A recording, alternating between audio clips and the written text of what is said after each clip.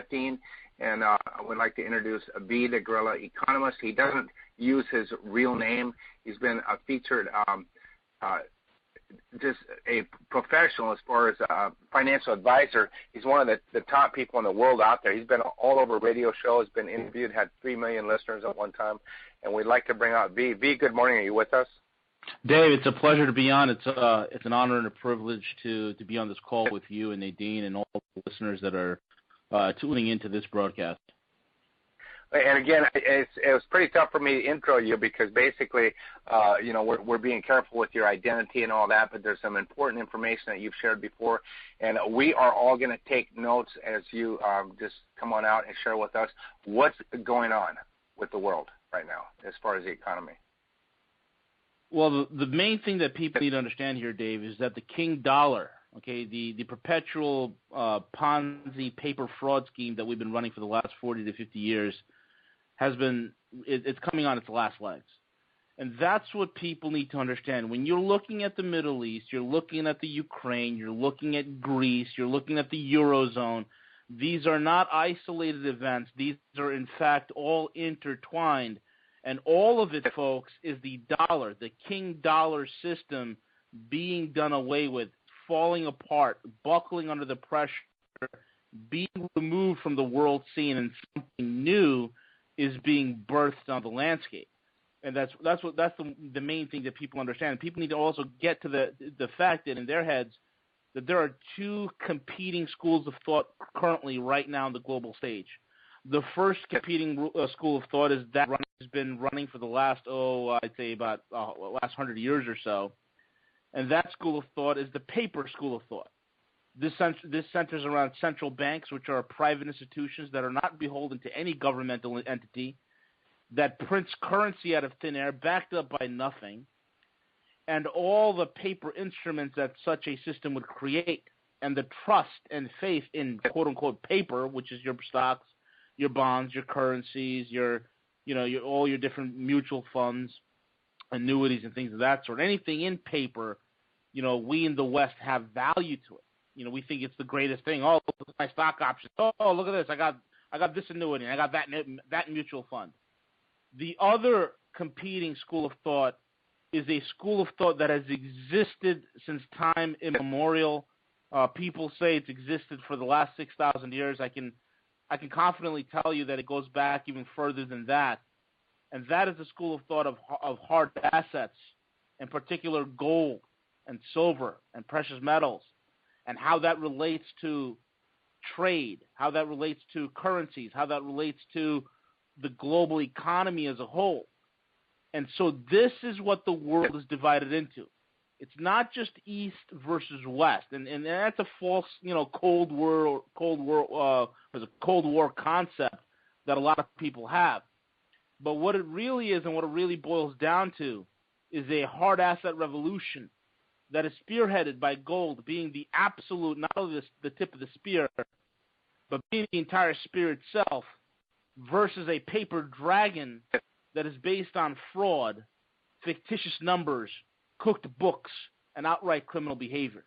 So that's what we're facing in the world, Dave. And if you look at it, a lot of people say, well, V, take a look at Greece. Greece, and for those that don't know, the Eurozone is something I've been reporting on and calling the play-by-play of the last couple of years now. Okay, I've been calling it before it happens, and then you see it happen, and that's been my claim to fame, especially with a lot of the geopolitical and economic moves that are occurring globally. Now, people ask me about Greece, and folks, here's the hard reality. The United States of America is in a far worse economic condition than Greece. The advantage we have over Greece is we have a printing press. The advantage we have over Greece is we can outright lie to you. Today the jobs report came out. It says unemployment dropped to 5.3%. You figure people out there will be doing cartwheels, but that's not the full story. You have a 5.3 unemployment rate, but you have the permanently unemployed, those who can't even find a job. That number is approaching 94 million. Get that into your heads, folks. 94 million. You got 52 million on food stamps. You got 101 million on some sort of welfare. You got 10.6 million receiving unemployment benefits. overall 52% of the country is effectively not working. This is a recipe for disaster. In other words, our numbers are far worse than Greece. The advantages that we've had for a long time is because our currency, the dollar, Dave, has been world reserve currency, and the oil is priced in dollars. So that's been the saving grace. Well, the fact of the matter is those two things, those two threads that this whole entire economic Ponzi scheme is being held by is about to break. Dave? Well, I just want to ask you, basically, I know you're right on top of what's going on with Greece and now Puerto Rico, and my understanding with Puerto Rico that a lot of that debt really has been sucked up in mutual funds. Basically, 60% of that is in mutual funds. And what's going on with the paper, the stocks and the people that think they're so solid because it's gone up since the big thing in 2008, 2007, and all of a sudden everything's great with the stock market. Is that correct? It's amazing when you see how the stock market really works. I mean, the Dow's, over 17,000 points, and people are like, oh, it's a great time to get involved. Folks, you got to understand what's driving the stock market is a few things. Number one, it's companies buying and selling their own stocks. Number two, you have high-frequency trading computers that literally go in and out of a trade 10,000 times in a millisecond, moving the trade before you even get a chance to buy. In other words, most of the trade, almost 80% of the trade that occurs on Wall Street is done computer to computer with really no human involvement. Okay, so when you watch, MSLSD or Fox Business News or Bloomberg Television, and you're seeing the guys on the trading floor here in New York, that's window dressing. Nobody trades like that no more. That's nonsense. Another thing that most people don't know, the real Wall Street is not in New York. It's actually across the river in New Jersey. So when you got all these manipulations that are at work, especially the central bank that's printing all the money and creating a Wall Street slush fund that they live off of, it's absolutely going to drive the numbers up. The numbers are being driven up artificially and manipulatively because there's really no hard reason. There's no hard reality on which any of these numbers are based. So the thing what's going on in Puerto Rico, watch them get a bailout. Watch something is going to happen there. I mean, since they're a commonwealth, they're not entitled to one. But you got to understand the significance of Puerto Rico, folks. There's a couple of U.S. institutions that are incorporated in Puerto Rico. So Puerto Rico's viability is something that's vital to the reality of Washington D.C. and the existence of Washington D.C. And I think, Dave, you know this. The IRS is incorporated in Puerto Rico. So is the government called Washington D.C. is incorporated in Puerto Rico. So I expect something to happen. And again, with the situation with Puerto Rico is the same situation with Greece. People look at a country like Greece and say, oh, you know what, they're a bunch of lazy socialists. That's why they're in that trouble. Yes and no. The actual Greek debt, the $260 billion that they owe, less than 10% of that debt belongs to the actual Greek people. The rest of the 90-some-odd percent belongs to the banksters who racked up an incredible gambling debt. That's what this whole thing is about. Amazing. And I want to come out there and really hit this on the head because people are watching the prices of gold and they think that gold is going up and gold is going down. And why is gold such a strong place to have? And how much do you recommend as far as percentage of anybody's portfolio being locked up in gold? And really, if you could just kind of cover the importance of this, because everybody in Karatbars, we talk about this as insurance on the inflationary, deflationary paper money. Can you kind of cover the importance of gold and Karatbars? Yeah, absolutely. First and foremost, folks, seek your own financial counsel, wink, wink, nudge, nudge. But what I'll tell you from my experience and what I'll tell you from dealing with a lot of institutional investors is this. The smartest money on the planet is buying gold, and they're buying gold by the metric tons, okay? Gold is the currency of kings. China, okay, in order for China, Russia, the BRICS nations, right now, for those that don't know, the BRICS nations, okay, Brazil, Russia, India, China, South Africa, and those countries alone, their GDP has already eclipsed the G7. I just want to let you know that. It hasn't been officially been been put out there. They say, by 2017 or 2018, but the BRICS have officially eclipsed the G7. And the reason why the BRICS are ravenously buying gold is this. It is the only thing that can protect you from a currency collapse. Now, you might say to yourself, well, V, you know what? How do you know the currency is going to collapse? How do you know that we're in a collapse? How do you know the stock market's going to fail? Everything looks good, V. How do you know that? Well, folks, here's the hard reality. I gave you some numbers earlier in the call. But the reality is, the question's on if we're in a collapse. The reality is we are in a collapse. We are in a contracting GDP. We're in a contracting economy. Gold is the only way for you to protect yourselves against a currency default and against hyperinflation, which will be hitting these shores. It's not a matter of if. It's not a matter of when. It's not a matter of if. Excuse me. It's a matter of when. And when you look at China, you look at Russia, you look at all these nations that are buying gold at a ravenous clip, they know something. There's a reason why China has about 30,000 metric tons of gold. And the Russians the same, and the Indians the same, because they know it is what's going to protect you against a defaulting dollar system, number one. And number two, it is the gold-backed trade note that is now becoming on the world stage. See, the Western banking system, what's happening in Europe, the UK, and the US, is bankrupt. It's broken. When you look at these countries like the G7, I like to call them the insolvent seven. It is a club of a bunch of broken, solvent wannabes whose time has long since passed. And since the U.S., when you look at us, we don't make anything anymore. In fact, when I looked at it, Dave, I think the top three biggest exports that we had were trash, recyclables, and pornography. That's it. Those are our three biggest exports. And then globally, you can't get anywhere with that. Okay? So this whole thing, and I always say this, the only exploit that the average American has, Dave, is gold. And it is so important that you get it. And the reason why I recommend Karatbars is this.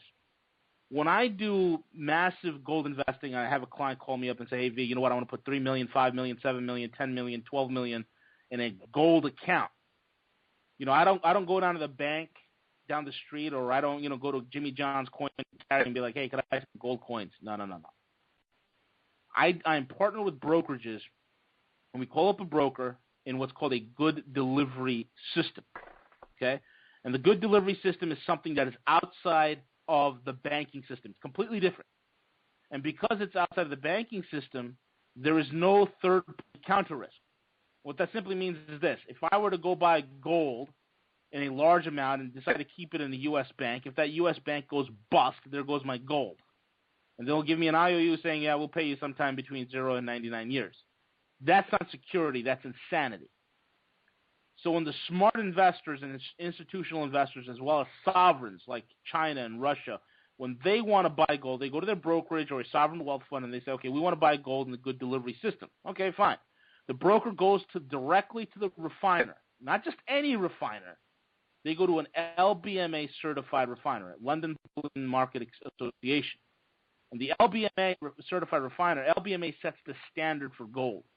So when you're buying LBMA gold, you're buying the purest, best gold on planet Earth, okay? And each LBMA gold bar that we get for a client, folks, is serial numbered. And that serial number is important because as soon as you punch that serial number in a vaulting facility or in a bullion bank, all right, that number is the pedigree of that gold. It tells us where it was mined, where it was refined, okay? Then we vault it. And we vault it overseas. Typically, we like Switzerland. We like Singapore. That's where we vault our stuff. And sometimes we even vault in Panama. But usually Switzerland or Singapore, outside of the banking system. And then we deal with the bullion bank. So if the client needs the funds, we could either wire we could liquidate the account and wire them the funds in the currency they're choosing. Or number two, we have the gold shipped directly to them. What blew me away about Karatbars is that Karatbars does the same exact thing. And rather than getting involved for millions of dollars to open up an account, for little as $60 per card, you're getting an LBMA certified refiner with the LBMA number on it. You're getting a Karatbars security feature, which is the highest security feature, meaning there's no question to its authenticity, or its credibility of the card, of the content of the gold that's on the card. There's no question to it. Okay, so this is not some loose, 1 gram gold you can buy on eBay from God knows where and God knows what purity. This is legitimate. And then with that feature, folks, Karatbars can either ship you the gold or they could vault it at their own facilities. And if you need the money, they could liquidate it and have it put on your card. That's amazing. So what Karatbars is doing, folks, is doing the same thing with what we do with large institutional investors, but they're doing it for the average Joe. There's nobody else on the planet that offers anything remotely similar. And then on top of that, they're actually paying you. They're actually paying you to refer other people and do the same thing, replicate what you're doing and getting paid for. Folks, that's a win-win situation. That's what got me involved in Karatbars, because it is the only exploit, and it's the only way for the average person in the U.S. to save themselves from what's coming. And V, I wanted to jump out there and just if you would, illustrate the difference, because everybody knows you can buy gold stock on Wall Street, and I want you to cover what they're really getting versus physical gold versus paper gold. Got it. Well, paper gold, or an ETF or a derivative thereof, what that simply means, that paper is worth the paper it's printed on, period. With the way ETFs work, folks, like an exchange-traded fund, is this. A bank could pronounce themselves. Let's say JP Morgan, right? They can say they have X amount of silver or X amount of gold in their vault. Okay, God only knows if that's true. I'll be honest with you. I've worked with some of these institutions before, and I've worked within some of these institutions. I've worked for a British investment bank, in the United Kingdom, in London. And I'll tell you, there's really no accountability when it comes to the yellow metal with these banks. Okay, so bear with me on this. So they can say that we have, I want to pull out a number arbitrarily out of thin air, 100,000 ounces of gold. Okay, they'll say we have 100,000 ounces of gold in our vault. But then they sell these paper contracts that they use to trade on the exchanges. And these paper contracts, these ETFs, they can take out, 10 million ounces, 20 million ounces in paper contracts based on 100,000 ounces of gold. And the scheme works just so long as all the millions of investors they sold those thousands of ounces of gold to, they don't immediately come back and be like, hey, that ounce of gold that I have here, I want to exchange my ETF and take physical delivery. As long as that doesn't happen, the scheme works. So when you're buying paper gold, folks, you're literally buying the paper product, and it's only worth the paper it's printed on. And it's important versus when you compare that to the physical. The physical gold is where it's at. That's real physical gold. If you don't, there's an old saying that says if you don't hold it, you don't have it. And that's the difference. When you're on an ETF, first of all, the way stocks work, folks, I talk to clients, customers all the time. They're like, well, I have stock in Apple. I own it. You don't own jack. Look at your stock certificate. Look at the verbiage on a stock, the legal verbiage on it. You're a beneficiary owner. The primary owner of any company stock, once they do an IPO, is the DTCC, the Deposit Trust and Clearing Corporation. That's in 55 Water Street right here in Manhattan. They own the stock, and they can revoke your ownership at any time. So you technically don't own jack. Okay? So it's important for you, and this is what, again, the mentality. You have the paper mentality, and I've talked to plenty of paper millionaires. Okay? Paper millionaires. They're worth millions of dollars, but on paper, they own nothing in real hard assets. Well, I own my house. No, you don't. You don't own nothing. You don't own your house. Don't pay your property tax, and you'll find out who owns what real soon. So the reality is, folks, you have to have physical possession. And that's the difference versus something paper and intangible. The world is going through a paradigm shift. Either you're going to be a part of the hard asset revolution that is coming upon this earth, that is being birthed onto the world stage, that is displacing the United States dollar, or you're going to hold on to the paper and see your wealth vaporized. And that's just the facts, Dave. I got to ask you, this is really important what you're saying. It's waking a lot of people up on this call right now. And I'm going to ask, as far as gold pricing, why is gold, the price in gold right now kind of low? And everyone's wondering, when is it going to go up? In your expert opinion, can you share with us? Absolutely, and I'm glad you asked that question. Here's the reality, folks. Remember I told you, we are living in a paper world or a paper paradigm, and we're living in the empire of paper, which is the United States. We create every single fraudulent piece of paper for every single thing you can imagine here, okay? Now, this whole contraption, this whole Ponzi scheme is held together by a central bank. And in our case, it's the Federal Reserve. In the Europeans' case, the ECB, and the Brits, they got the BOE, the Bank of England, and so on and so forth. Now, if you're a central banker, if you're the head of a central bank, and you want any sort of monetary credibility, you do not want high gold prices. You don't want it, because high gold prices, and even high silver prices, or even high any precious metal prices that are high, does not make your currency look good. So what you do is you work in collusion with financial institutions to fix the price of gold.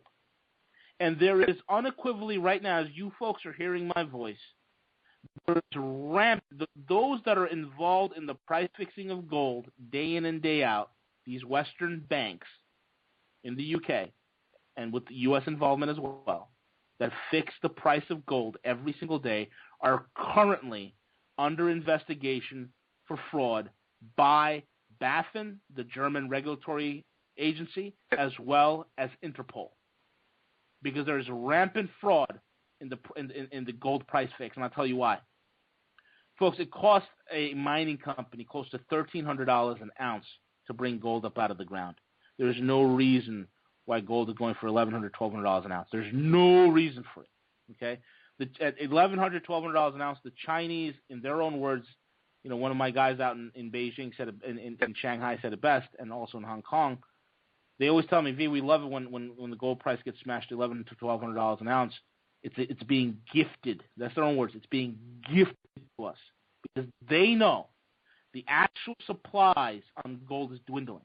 Folks, do you realize if you would have called me today and say, hey, V, I'm going to put in an order for $5 million worth of gold, it's going to not only take a little bit of time, but what's also going to happen, folks, is that the premiums jump because the supply on gold, and I have a finger to the pulse in the gold market on a large scale every single day, the supply is dwindling, okay?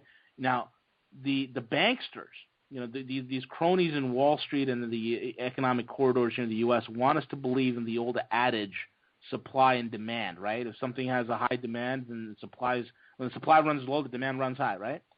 They want us to believe that, except when it comes to gold. There's far less gold now than at any time before, and yet the price is remarkably low. And that is simply because, remember what Dave and I talked about earlier, we talked about the paper contracts. You have 100,000 ounces of gold in a vault. You put out 20 million ounces in paper contracts, and they're selling off those contracts to smash down the price of gold. That is a fact. That is an absolute fact. Well, here's what's about to change.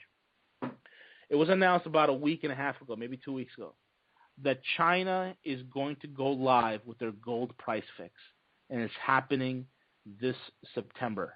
Okay? Now, why is that important? Well, China is launching a price fix because they're one of the biggest buyers of gold on the planet. And they're launching this price fix not to have something that is based on paper, not to have a price fix based on paper, but base it on actual physical supply. Okay? Think about that. And not only is the Chinese doing this, but also the Indians, the Russians, and the rest of the world, 105 countries that see the importance of gold, they are in full support of the Chinese gold price fix. They're in full support of it because it's taking control away from the West. And I want to tell you something, folks, and I want you to pay very, very careful attention to this. Why is it that countries that have no gold Yes, you heard me correctly. No gold, like the United States. We do not have any gold here. You might say, well, we have 8,000 metric tons of gold sitting in Fort Knox. Yeah, that was gone. There's mothballs sitting in Fort Knox right now. It's gone. It's been taken over, hijacked into private accounts. It's amazing to me, Dave, that countries that have no gold, like the U.S., the UK, Europe, like the French, these countries that have no gold are the ones that are involved in the gold price fix. I find that hilarious. And that is why this whole move of the gold price fix to China is a game changer. Because for the first time in a long time, countries that actually have gold in physical possession will be the nations that will dictate the price based on real demand and real supply. That's a game changer. Now, people ask me, well, V, what do you think the price of gold would be in, let's say, 5 years? When this whole entire dollar system is put on the trash heap of history, where it belongs. The most toxic asset on the planet right now is the U.S. dollar. And when that's cast away, people say, well, how much will gold go up? Well, when the Chinese decide to back their gold, to back their yuan with gold, and when gold returns to the preeminence of what it was before, which is a trade settlement, a medium for trade settlement among nations, you can expect the price to go anywhere between $54,000 to $60,000 per ounce. That's real. Why do you think the Chinese are buying 30,000 metric tons of it if they think price is going to drop tomorrow? No, because they see the handwriting on the wall, Dave. They see the handwriting on the wall, and the scales of just weight and measures have been laid, has been brought out, and the United States has been found lacking severely. Yeah, this is shocking and incredible news, and we're all kind of seeing the writing on the wall. How much time do we have? In other words, everyone's predicting, you got a year and a half. What time frame do you see out there for people to start moving their paper into gold? In order to get the heck out of paper, you're not doing it now. You need to do it now. You need to do it now. Because, again, let me tell you something, folks. If you want to go buy gold in Asia, you'll say to yourself, well, look, gold is $1,100, $1,200 an ounce. Yeah, go try to buy gold in Asia. There's a 20% premium tacked onto that price. Okay, and the U.S. is typically between, I'd say anywhere between 4 and 9% of a premium. So we pay the lowest prices on gold. Okay, but in Asia they're paying a higher clip because it's getting harder and harder to come by. So you need to jump on it now. This is not a conspiracy theory. This is not a wishful thinking. This is not fear-mongering. This is data. This is math. These are numbers that every day, and I don't care if you want to put your head in the sand or shove it somewhere else, these are numbers that hit you in the face. You cannot deny it. You can deny that Dancing with the Stars will not be on tomorrow. You can deny that.